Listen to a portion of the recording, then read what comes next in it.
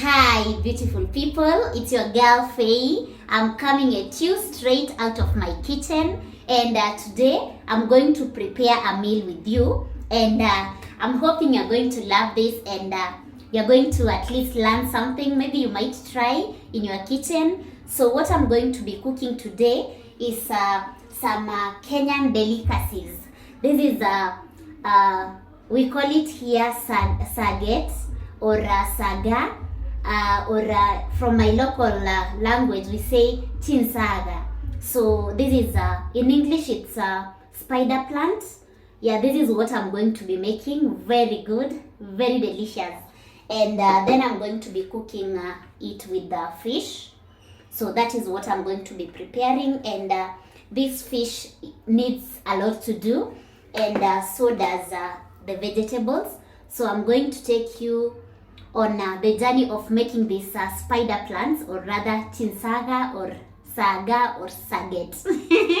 So let's have it started. So I'm going to prepare it. I hope I can be able to film, because that's what we are going to make, and of course the Kenyan ugali. So finally I'm going to cook ugali with you, and because most of you have been saying you want to try ugali, and like I need to show you so that you can do it, because explaining it you might do it all wrong. At least when you watch me do it will be better for you and easier. So that is going to be our vlog today, and let's get it started. Let's begin with cleaning this. We need to have them cleaned, the spider plants. Very good for blood also, like that's what I'm told. It increases your blood. So yeah, let's wash it. Then after we wash it, we have to like pluck the big stems out of, because we only need this. We need the leaves, not the stem. So yeah, gonna be a good day. Today's gonna be a good day. Gonna be a good day. Let's have it started anyway. So guys, I figured the easiest way to doing these vegetables is actually plucking the leaves first, and then once I'm done plucking the leaves on all the stems, I will clean and then boil, then I'll fry it. So now I'm just plucking the leaves, and then the stem is thrown away, so this is waste. Yeah, doing that, repeating that on all these stems.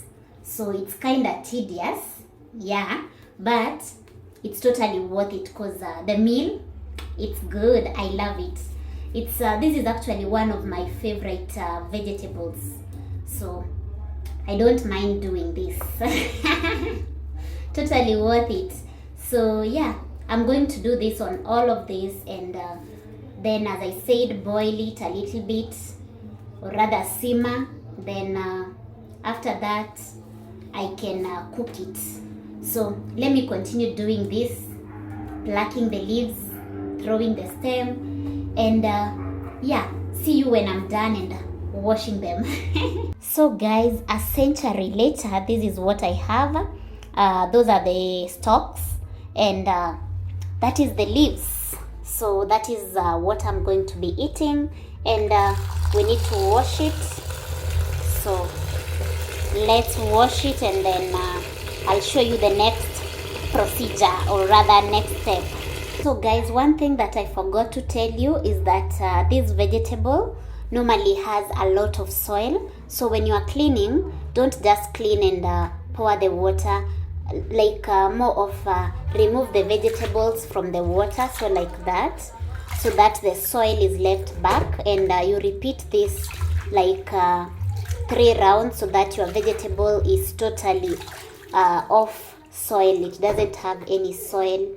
Yeah, you just repeat doing that, because you see on my sink here, that is soil from the first procedure I've done. So I just remembered I didn't tell you what to do, so that's what you do, and then you pour the water and continue. So I interchange the vegetables. I only put vegetables there. There are kids crying outside, so don't mind that. They're playing, not crying. So here is the vegetable. in the cooking pot. After my cleaning, it's all clean. So what I'm going to add is a pinch of salt. So a pinch of salt, sprinkle it, and then I'm also going to add a spoon of sugar. So this is sugar. I'm going to sprinkle it around also. So I think this is the vegetable is normally kind of bitter. So I think the sugar and salt helps to sweeten it a little. No idea, but that is the procedure that my grandma taught me. She adds salt and sugar, a little bit of sugar and a little bit of salt. So then now I'm going to add a little bit of water to allow it to boil, because you can't just fry it like that. So adding water and switching on the heat, and I'll cover it, then let it cook. So as the vegetables boil, it's time to clean this fish. So the fish don't have scales. They've already been removed scales, where I buy the removed scales for you. So what I'm needed to do is even the inside part, the intestines and all that, it's already removed. So I only need to clean this and prepare it for deep frying. So that's what I'm going to do. So let's clean. Yeah. You make sure you clean the inside well. So cleaning it, and then I'll cut it into some slices. I'll show you. So guys, what I'm doing now is cutting the fish into some just spaces for seasoning. I cut it like thrice only on both sides. This side, then the other side also. My knife is not that sharp. Like that. So that is for one. Let me cut all of them, then season all of them at the same time. So the second fish.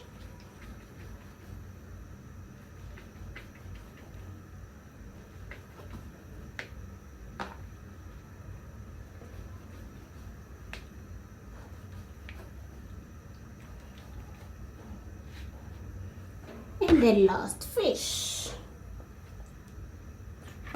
Oops.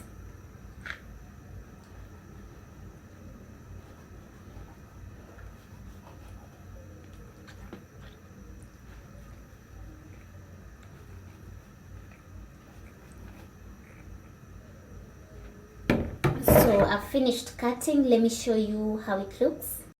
So this is how my fish looks like. So you can see these are the whatever I was cutting, the slices I was cutting into. You can see. So on these spaces that I've cut, I'm going to put salt on each. Putting, oh sorry, I'm not showing you. Putting salt on the spaces. I'm not able to put it while holding the camera, but I hope you get what I mean. Putting salt on these gaps that I've cut, and then I'm going to squeeze some lemon juice on them. So that is what I'm going to do on all these three fishes, and then put them here to just rest and absorb the seasoning. Then I'll deep fry them later. So let me do that, and I'll show you the outcome. So meanwhile, this is the outcome. I've already put the lemon and salt, so I'll let it rest there for like 10-15 minutes, and then I'll come and deep fry them. So meanwhile, let's check on our vegetables. So there goes our saga. Don't mind my lid, it's broken. It fell, so it's broken. So there goes my saga. It's all cooked, so it's ready for, I'm going to pour the excess water out, and then once I've poured the excess water out, I'm going to cook the vegetables like in tomatoes and any other spice that I'll put. Definitely we are doing it together, so I'll show you what I'm going to do with it. So meanwhile, let me switch off the gas and put off, like pour the excess water that is left, and our meal is done. Meanwhile, out of all that basin of spider plants, this is the outcome. It's so little, but yeah, it's expected, right? So that is what we have, and that is what we are working with. So I'm going to prepare ingredients for cooking it, which will basically be onions, tomatoes, and milk. Yeah, so I don't have cream. I would have used cream instead of milk, but since I don't have cream, I'll replace it with milk. So that is basically all the ingredients that we are gonna use on this. Yeah, onions, tomatoes, and milk. Yeah, and of course salt. So let's prepare that, and then I'll show you what's next. So these are the ingredients I'm going to use to make this vegetable, which is our spider plant. So tomatoes, red onions, and I'm going to add milk.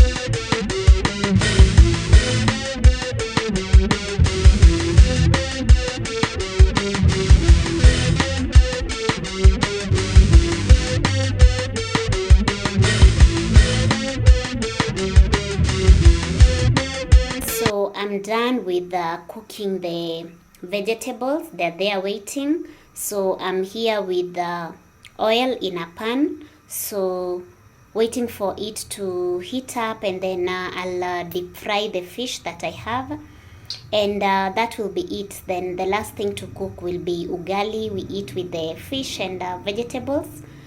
So this oil that you see in the pan, I normally reuse it. So yeah, what happens is once I'm done with it, I just store it in a different container, and next time I'm cooking fish, I use it again. So basically that's what I do. And yeah, let's wait for the oil to heat up, then deep fry the fish, and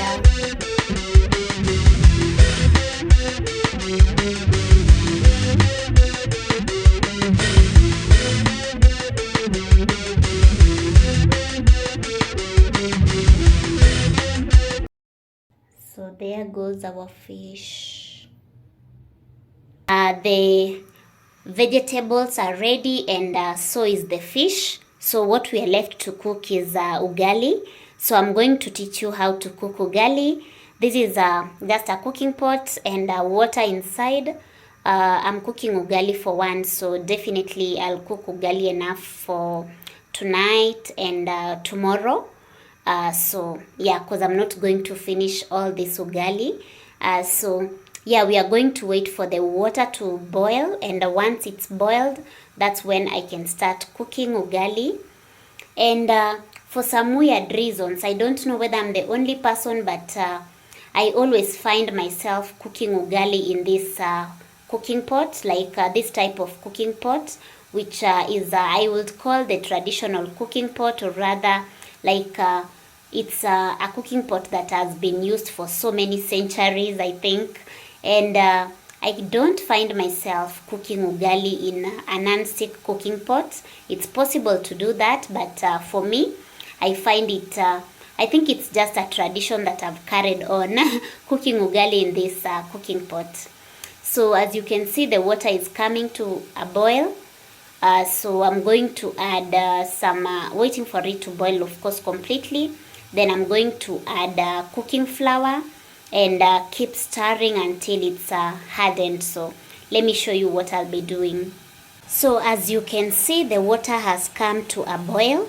So what I'm going to add is cooking flour, maize flour, or rather corn flour, into the pot. And you don't add much, you just add a little, and you keep adding depending on your water capacity. So that's me just adding. Then when you are cooking ugali, you have to have this. This is ugali cooking stick, and you keep stirring just like that.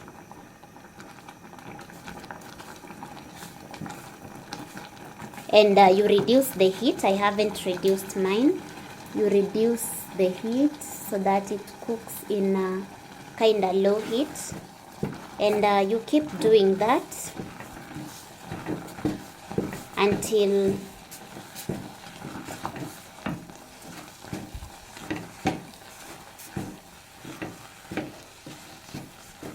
I use this to hold my sufuria. We call it in Swahili kamata. So this is what I'll be doing.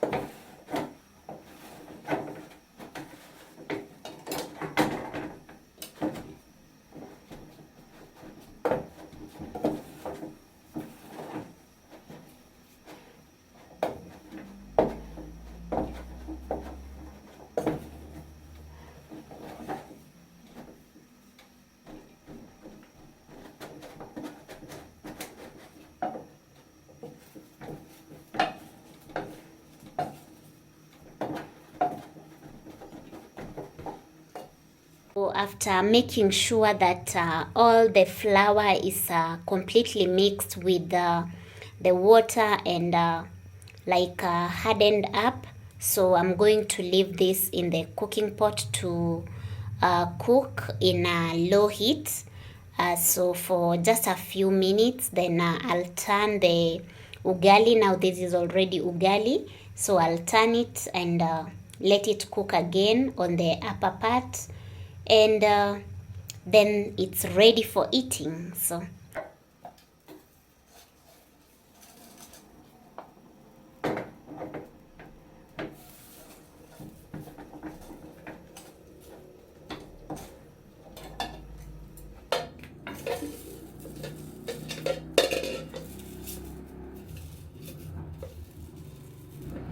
And just like that, my food is ready. So that is the vegetables that are so creamy, and the fish that is deep fried well done, and of course the ugali piece there. So I'm going to eat this and gonna enjoy it. Bon appetit, bon appetit.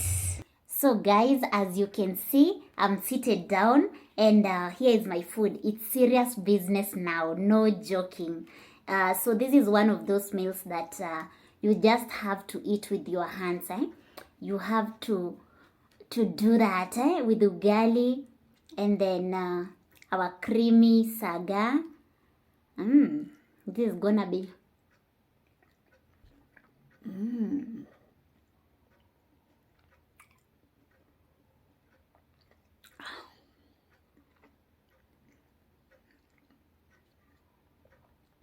This is so yummy, so yummy. So let's taste the fish.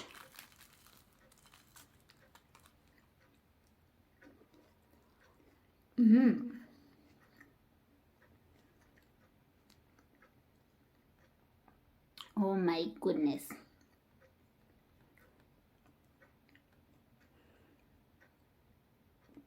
Wow. This one I'm going to finish, of course. And so just before I leave you, so this is fish. Fish like fish is a staple food in Luo Nyanza, and in Luo fish is called rech. And this is saga. Saga is a staple food in Kisi culture, and in Kisi it's called chinsaga. And this is ugali. Ugali is common in almost all cultures in Kenya, but in Kisi, this is called obokima. Yeah, so, and in Luo it's called kuon. So I'm multilingual, by the way. I know so many different languages.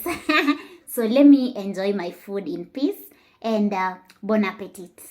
Welcome, let's eat together.